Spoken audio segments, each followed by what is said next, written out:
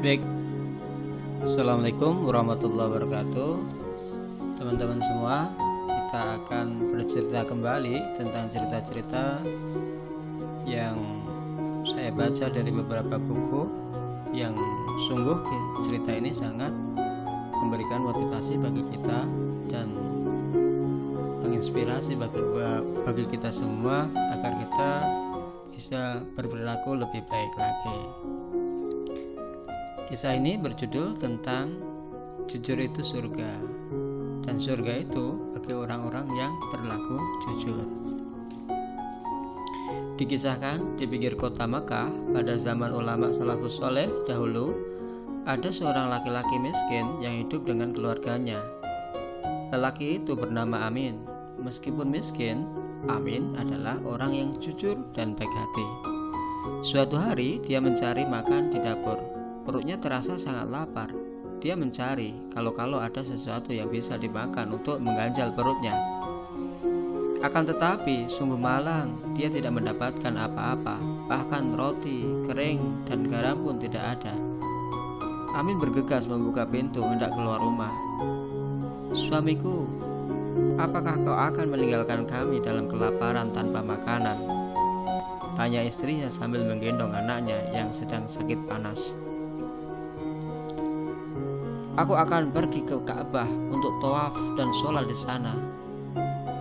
Aku akan berdoa agar Allah membuka pintu-pintu rezeki kita," jawab Amin dengan lembutnya. Amin melangkahkan kaki pergi ke Ka'bah. Sesampainya di sana, dia tawaf 7 putaran. Lalu dia sholat 2 rakaat di depan makam Ibrahim. Setelah itu Amin berdoa dan menangis di Multazam yang terletak antara Hajar Aswad dan pintu Ka'bah. Dalam doanya, dia meminta kepada Allah agar diberi kemudahan dan kebahagiaan hidup di dunia dan di akhirat. Hari itu Masjidil Haram penuh dengan jamaah haji. Begitu selesai tawaf, sholat dan berdoa, Amin melangkahkan kaki menuju sumur Zam-Zam untuk minum. Dia minum sekenyang-kenyangnya, sebagaimana diajarkan oleh baginda Nabi Rasulullah Muhammad SAW.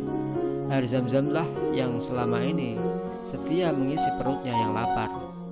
Lalu dia melangkah, berniat hendak keluar masjid dan pulang.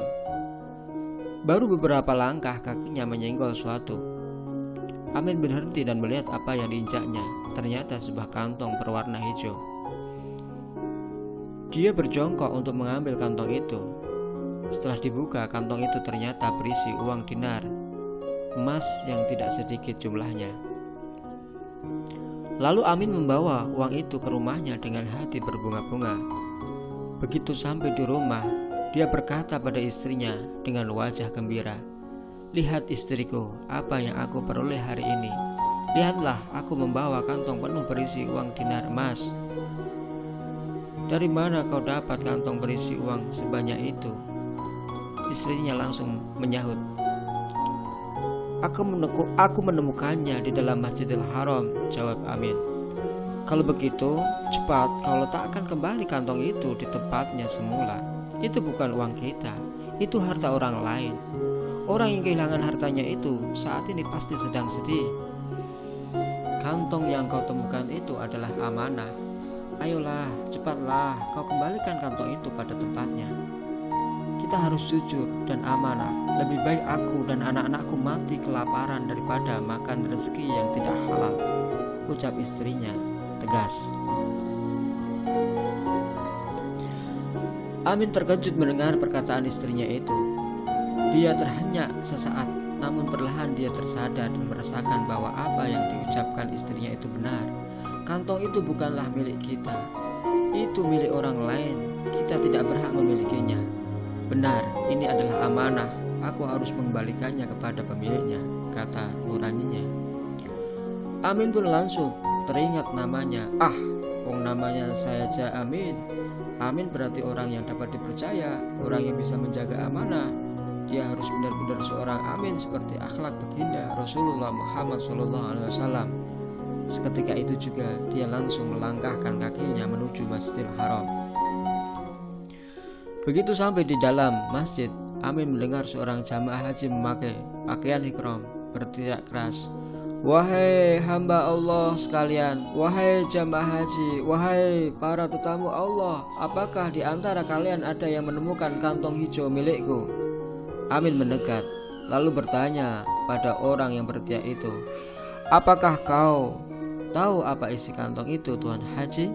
"Ya, aku tahu, di dalam kantong hijau itu berisi uang 150 dinar," jawab lelaki itu. Mendengar jawaban itu, Amin yakin bahwa Pak Haji inilah pemilik kantong itu.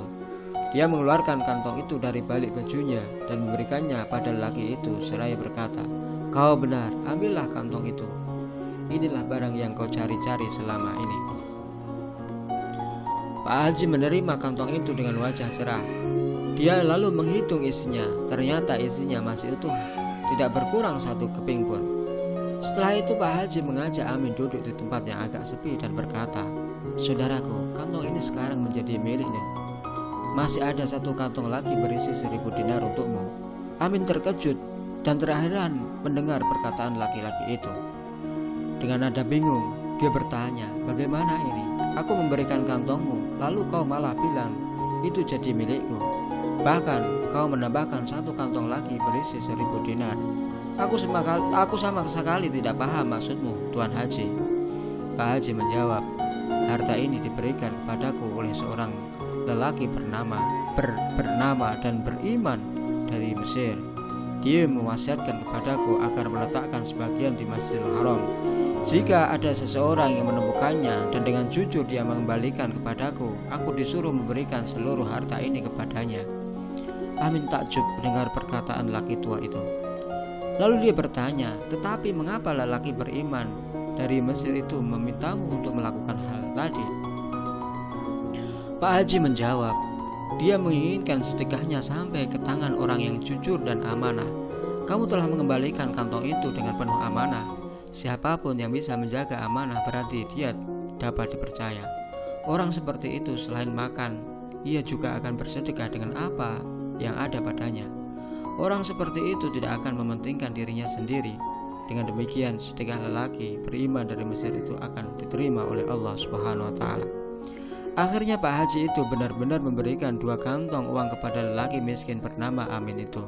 Dengan hati penuh rasa syukur kepada Allah Subhanahu wa Ta'ala, Amin pun pulang sambil membawa 1100 dinar emas. Dia menyerahkan uang itu kepada istrinya tercinta sambil menjelaskan jalan ceritanya. "Nah, sekarang uang ini halal bagi kita. Ayo kita membeli makanan dan pakaian untuk anak-anak kita. Sudah dua hari mereka tidak makan. Jangan lupa sedekahkan sebagian uang itu kepada orang-orang yang memerlukannya," kata istrinya lembut. "Akan segera aku lakukan, istriku," jawab Amin.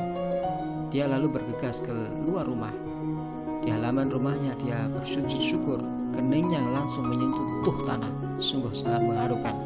Dalam sujudnya dia membaca tasbih dan berdoa, "Alhamdulillah, segala puji bagimu ya Allah yang telah memberikan seorang istri salehah kepadaku. Segala puji bagimu ya Allah yang telah memberikan hidayah padaku. Segala puji bagimu ya Allah yang telah mengalirkan rezeki sedemikian banyak kepadaku. Segala puji bagimu ya Allah atas segala nikmat yang kau karuniakan kepadaku." Setelah itu Amin pergi ke pasar dan membagi-bagikan sedekah kepada fakir miskin. Dia semakin sadar bahwa dengan meninggalkan rezeki yang haram, Allah menggantikannya dengan rezeki yang halal dan jauh lebih banyak. Amin semakin yakin akan ajaran Rasulullah SAW bahwa kejujuran adalah pintu menuju surga di dunia dan di akhirat. Oleh karena itu, baik bagi kita semua kaum muslimin, anak-anak kita terutama, kita latih mereka untuk berlaku jujur dimanapun dan kapanpun mereka berada. Karena sesungguhnya kejujuran itu Allah yang akan mengetahui, Allah yang akan membalasnya, dan Allah yang maha kaya akan memberikan semuanya kepada kita semua, dan kita seakan-akan mendapatkan surga di dunia dan di akhirat. Oleh karena itu perlu kita mempertahankan yang namanya kejujuran itu dalam sendi-sendi kehidupan kita, dalam bermuamalah, dalam berinteraksi antara sesama, dalam bergaul dan seterusnya. Sehingga dengan kejujuran yang kita miliki itu, Allah Subhanahu wa Ta'ala yang Maha Tahu pasti akan memberikan skenario-skenario yang sangat indah pada waktunya, sehingga kita bisa merasakan kehadiran Allah dan merasakan ajaran Rasulullah SAW adalah ajaran yang luar biasa, yang perlu kita contoh, yang perlu kita taati, yang perlu kita laksanakan bersama-sama. Allahumma sholli ala Muhammad wa ala ali sayyidina Muhammad. Mudah-mudahan ini bermanfaat bagi kita semua. Dan mulai saat sekarang, mari kita berusaha berlaku jujur pada diri kita sendiri, dan jujur pada Allah Subhanahu wa Ta'ala, jujur pada orang-orang yang ada di sekitar kita. Dan ketika kita diberikan amanah oleh Allah Subhanahu wa Ta'ala yang berupa anak dan keturunan kita, mari kita ajarkan mereka untuk selalu berlaku jujur dimanapun dan kapanpun mereka berada. Terima kasih. Assalamualaikum warahmatullahi wabarakatuh.